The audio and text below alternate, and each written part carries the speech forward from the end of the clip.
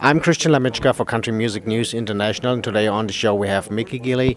Mickey, welcome to Country Music News International. It's an honor and a pleasure being on the show. Thank you very much for having me.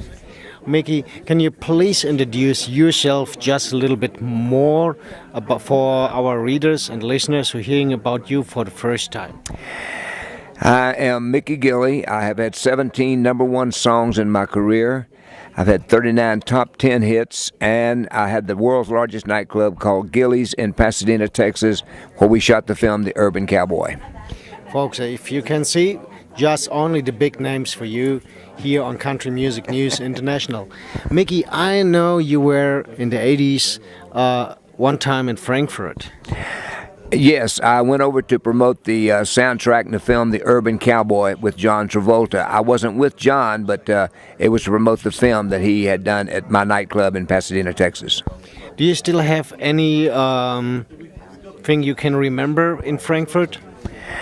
You know, as old as I am now, and since it's been 35 years, my memory's not that good. I wished it was, but it's not as good as it used to be. So I just remember going over and doing the promotional work and had a great time. Wonderful country, enjoyed it very much. And I'm glad that we have some country music fans over there. And the folks that love country music, they can tune in to Urban Cowboy Radio on Gilleys.com and listen to the things that we have done in the past. Mickey,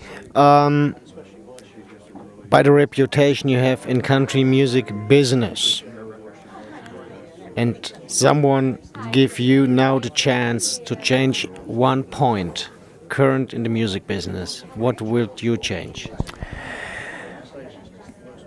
The music industry is very tough.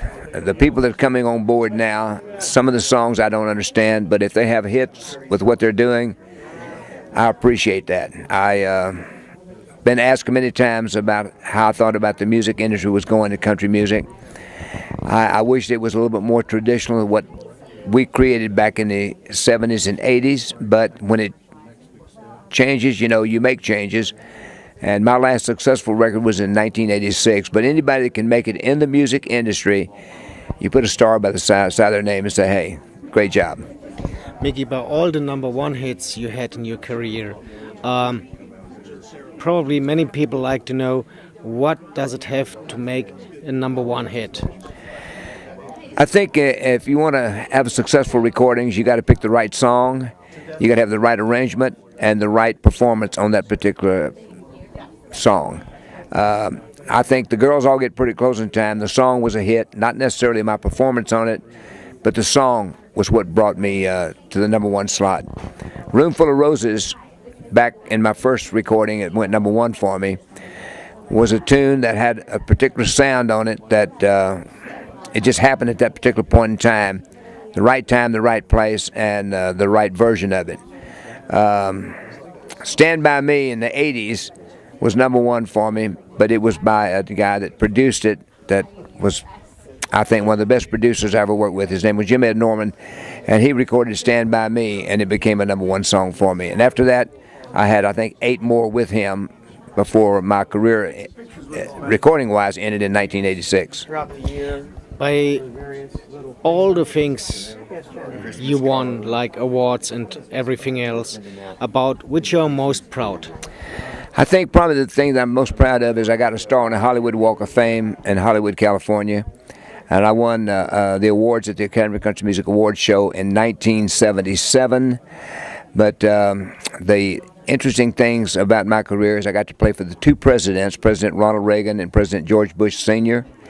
But the star on the Hollywood Walk of Fame was a very important piece of my career. CMA Award show 20 years or 40 years ago and now. Where do you see the biggest difference? That's a good question. I think the new acts that are coming on board right now, being successful in the music industry, is interesting and entertaining.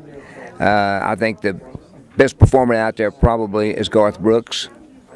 If I was going to try to do something at my age now, I hear songs that some of the pop acts have had out that I would like to cover and make it country. And if I live long enough, I might make that happen. That would be nice to hear a country version of a pop song. because most times it works on the other way. A country hit is going to a pop hit too.